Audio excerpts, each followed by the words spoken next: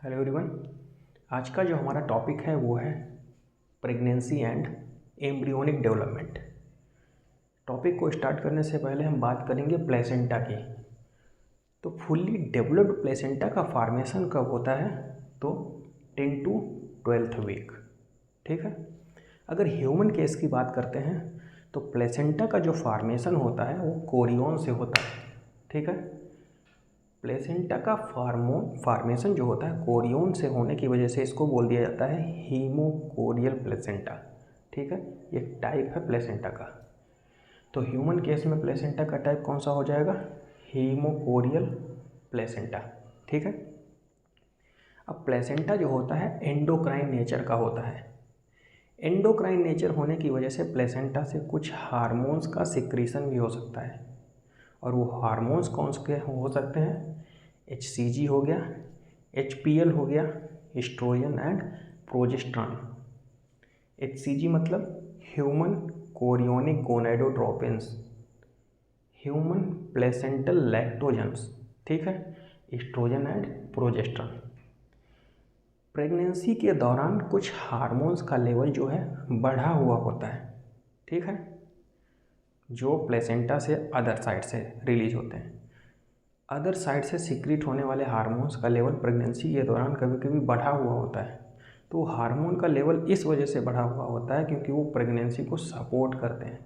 वो हार्मोन कौन कौन से हो सकते हैं? जैसे थायरोक्सिन हो गया, कार्टिसोल हो गया, एस्ट्रोजन एंड प्रोजेस्टेरॉन। ठीक है, देखो during pregnancy other hormones also increase to support the pregnancy. Level बढ़ा होना इसको किसको इंडिकेट करता है? प्रेगनेंसी को सपोर्ट करते हैं। ठीक है। अब जब फीमेल प्रेग्नेंट होती है, ठीक है, तो ओवरी से कार्पस ल्यूटियम से एक एक्स्ट्रा हार्मोन का सिक्रीशन होता है रिलैक्सिन। ठीक है। रिलैक्सिन क्या करता है? देखो जब फीमेल प्रेग्नेंट होती है तो यूट्रस पे क्या होता है? एक प्रेशर जनरेट होता है। ठीक है, वो प्रेशर हाई लेवल का होता है। ठीक है। तो एम्ब्रियो डेवलपिंग एम्ब्रियो की वजह से जब यूट्रस पे प्रेशर जनरेट होता है तो उस प्रेशर को मेंटेन करने के लिए प्यूबिक सिम्फाइसिस को डायलेट करता है, रिलैक्स करता है। तो प्यूबिक सिम्फाइसिस को रिलैक्स कौन करता है? तो वो हार्मोन है हमारा रिलैक्सिन। ठीक है। देखो सिक्रीशन कब होता है? Later stage of pregnancy. और पूछता है ये हार्मोन सिक्रीट कहाँ से होता है? तो ओवरी से, कार्पस ल्यूटियम ऑफ ओवरी, इसको याद रखेंगे, ओवरी से ड्यूरिंग द प्रेगनेंसी। अब क्या करता है? Relax pubic symphysis during the child birth. ठीक है। तो रिलैक्सिंग का सिक्रेशन कहाँ से होता है? प्रेगनेंसी के दौरान ओवरी से। ठीक। अब कुछ मेजर इवेंट हैं, मेजर इवेंट ड्यूरिंग प्रेगनेंसी। तो सबसे पहले गैस्ट्रुलेशन की बात करते हैं हम। गैस्ट्रुलेशन क्या है? Starts on 15th day of the pregnancy. ठीक है। इसमें क्या होता है? जर्म लेयर का, प्रीमोडियल जर्म लेयर का फॉर्मेशन होता है। वो जर्म लेयर कौन कौन सी हैं? एक्टोडर्म, मीजोडर्म और एंडोडर्म। इन जर्मिनल लेयर से क्या होता है? टिश्यू, ऑर्गन और ऑर्गन सिस्टम का फॉर्मेशन होता है। प्रीवियस लेक्चर्स में हम बात कर चुके हैं, इन जर्मिनल लेयर से जिस ऑर्गन या ऑर्गन सिस्टम का फॉर्मेशन होगा वो उसकी ओरिजिन को डिराइव करेगा। ठीक है। जैसे मसल की बात की थी हमने तो मीजोडर्मल ओरिजिन थी ना। ठीक है। तो मसल किससे फॉर्म हुई थी? मीजोडर्म लेयर से। ठीक है। तो ये हो गया हमारा गैस्ट्रुलेशन का प्रोसेस। अब बात करते हैं एम्ब्रियो का डेवलपमेंट। ठीक है, टाइम पीरियड के तो फर्स्ट मंथ में, अगर आफ्टर द फर्स्ट मंथ की बात करते हैं तो सबसे पहले हार्ट बीट स्टार्ट होती है। तो फर्स्ट मंथ की बात करते हैं तो हार्ट बीटिंग स्टार्ट। ठीक है, ये याद करने वाली चीज़ है। तो ड्यूरिंग सेकेंड मंथ में क्या होता है? लिम्स एंड डिजिट का फॉर्मेशन होता है। ठीक है। एम्ब्रियो, डेवलपिंग एम्ब्रियो में फर्स्ट मंथ की बात करें तो हार्ट बीट स्टार्ट होती है। सेकेंड मंथ की बात करते हैं तो लिम्ब एंड डिजिट्स का फॉर्मेशन होता है। आफ्टर थर्ड मंथ की बात करते हैं तो मेजर ऑर्गन डेवलप होते हैं और एक्सटर्नल जेनाइटेलिया का फॉर्मेशन होता है। क्लियर? अब जो यहाँ पे इम्पॉर्टेंट है ज़्यादा उसकी बात कर लेते हैं। 5th मंथ में क्या होता है एम्ब्रियो में? तो 5th मंथ में क्या होता है, हेयर्स का फॉर्मेशन होता है स्कैल्प पे, मतलब हेयर्स ऑन दी हेड। और इसी 5th मंथ में क्या होता है, एम्ब्रियो का पहली बार मूवमेंट होता है। ठीक, तो एम्ब्रियोनिक मूवमेंट हो गया और हेयर्स ऑन दी हेड। तो ये 5th मंथ की बात करते हैं, इसको इम्पोर्टेंट है, याद करिए। 24th वीक मतलब कि 6th मंथ में क्या होता है? 6th मंथ की बात करते हैं तो आई लिड्स का सेपरेशन होता है और आई लेसेस का फॉर्मेशन होता है। ठीक है, आई लिड्स सेपरेट हो जाती हैं और आई लेसेस का फॉर्मेशन होता है। 9 मंथ की बात करते हैं तो फुल्ली डेवलप्ड चाइल्ड। ठीक है, फुल्ली डेवलप्ड चाइल्ड फॉर्मेशन हो जाता है। अब बात करते हैं पार्चुरेशन। पार्चुरेशन मतलब कि चाइल्ड बर्थ। ठीक है, फीटल इजेक्शन रिफ्लेक्स। ठीक है, फीटल इजेक्शन रिफ्लेक्स, चाइल्ड की बर्थिंग इस प्रोसेस से थ्रू होती है। और ये प्रोसेस क्या है, इस मैकेनिज्म के थ्रू होगी। वो कौन सी होगी? Complex neuro endocrine mechanism. ठीक है, चाइल्ड बर्थ जो है एक प्रकार का फीटल इजेक्शन रिफ्लेक्स है। ठीक है, और चाइल्ड बर्थ जिस मैकेनिज्म के थ्रू होगी वो क्या है? Complex neuro endocrine mechanism. ठीक है, देखो फुल्ली टर्म फीटस और प्लेसेंटा का फॉर्मेशन होता है। ठीक, अब बात करते हैं आफ्टर 9 मंथ की। 266 डेज ±7 डेज, तो फुल्ली टर्म फीटस फॉर्मेशन हो जाता है। ठीक है, प्लेसेंटा जो होती है सिंथेसिस करना चालू कर देती है किसके?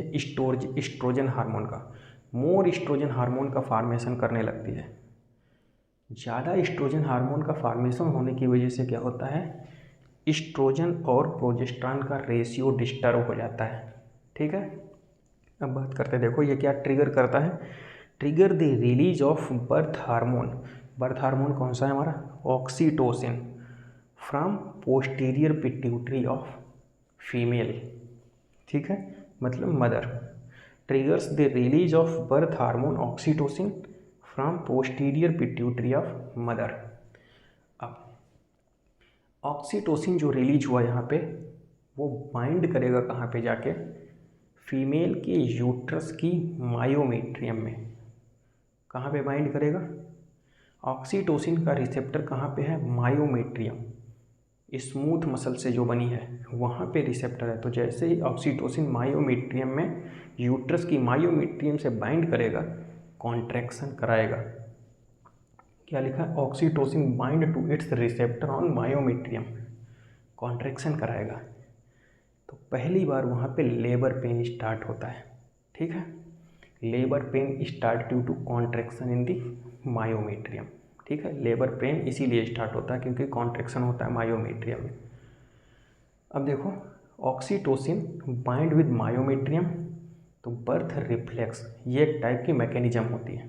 ठीक है, बर्थ रिफ्लेक्स यहाँ पे स्टार्ट होता है। तो बर्थ रिफ्लेक्स की 3 स्टेजेज हैं। पहली कौन सी है?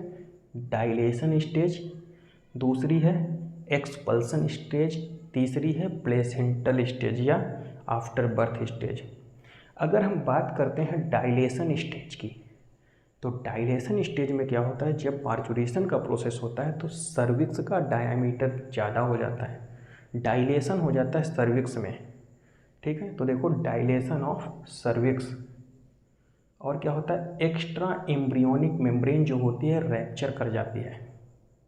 एम्ब्रियोनिक मेम्ब्रेन के रैप्चर होने की वजह से क्या होता है, एमनियोटिक फ्लूइड जो उसमें भरा होता है वो बाहर आ जाता है। ठीक है, तो डायलेशन स्टेज में ये पूरा फिनोमिना है। सर्विक्स का डायलेशन होगा, एक्स्ट्रा एम्ब्रियोनिक मेम्ब्रेन रैप्चर कर जाएगी और एमनियोटिक फ्लूइड जो है वो बाहर आ जाएगा। दूसरी स्टेज कौन सी है हमारी, एक्सपल्सन स्टेज। एक्सपल्सन स्टेज की बात करते हैं तो देखो इसमें बेबी जो है वो बाहर आ जाएगा थ्रू दी बर्थ कैनाल। ठीक है, प्रीवियस लेक्चर में हमने बताया था बर्थ कैनाल का फॉर्मेशन किसके किसके थ्रू हो रहा था, सर्वाइकल कैनाल और वेजाइना के थ्रू। तो बेबी किसके थ्रू बाहर आ जाएगा, बर्थ कैनाल के थ्रू। ठीक है, अम्बेलिकल कॉर्ड कट और पहली बार देखिए एक्सपल्सन स्टेज जो होती है इसमें पहली बार लंग्स फंक्शनल होते हैं, रेस्पिरेटरी चेंज होता है। लंग्स के फंक्शनल होने की वजह से पहली बार एक्सपल्सन स्टेज में बेबी जो होता है क्राई करता है। इसीलिए बोला जाता है बर्थ के बाद बच्चे का रोना बहुत ज़रूरी है। क्यों? क्योंकि अगर बच्चा नहीं रोता है तो लंग्स फंक्शनल नहीं हुए हैं। ठीक है, तो एक्सपल्सन स्टेज में क्या हो, रिस्पायरेटरी चेंज होगा, लंग्स फंक्शनल होंगे, बेबी क्राई करेगा पहली बार। ठीक है, अब placental stage after birth stage, third stage की बात करते हैं। तो इसमें क्या होता है, after 30 minutes placenta also detached and comes out from the female body. Placenta भी फीमेल बॉडी से बाहर आ जाएगी। ठीक है, तो ये आज हमने कुछ पॉइंट्स कवर अप करने की कोशिश की है। ठीक है, कुछ टॉपिक बचा है इसका। ठीक है, जैसे लैक्टेशन हो गया और ट्विंस, तो ये नेक्स्ट लेक्चर में हम कवर अप कर लेंगे। ठीक है।